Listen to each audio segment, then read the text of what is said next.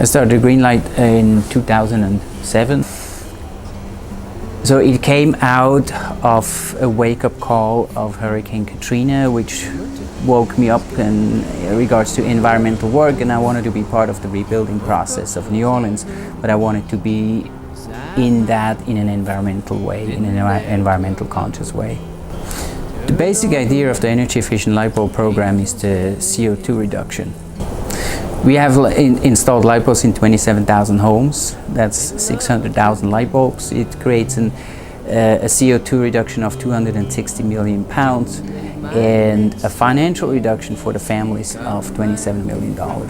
So we experience subsidence at the level of about 1/4 inch to 3/4 inch. What does that mean over my lifetime? That's my height. That's how fast and how deep we are sinking. And that's created by the wrong practices of pumping the water out. So we want to get the community involved. The fast track in water management is rain barrels. So a rain barrel catches about 50 gallons from your roof through the downspout. It's very easy to set up, takes about an hour, and then it starts to do its job. How do you get people interested and involved in something like that? So all these things are so connected that if you put art on the rain barrel actually becomes a beautification of your backyard. If you have beautification, then you get the reaction, wow, I want to be part of it because it's cool. So when we started the garden program in 2012, we really wanted to create the same thing that we created for the light bulbs. Something that's easy to do, but something that has an impact and something that people can build upon. So we started to build these small backyard vegetable gardens. The community building aspect, what we try is to create topics of conversation around environmental work.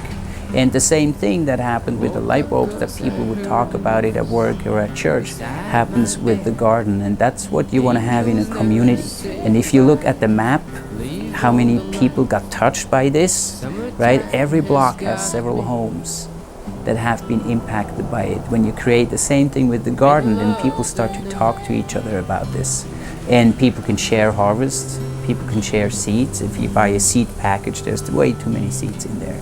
So you can share them. And that creates community. So what we have to think about, New Orleans is a very vulnerable community. We are exposed to hurricanes, we are dramatically exposed to changes through climate change.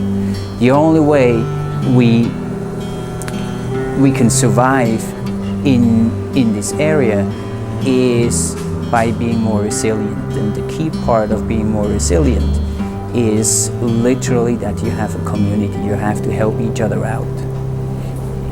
And through sharing, you start to build that community.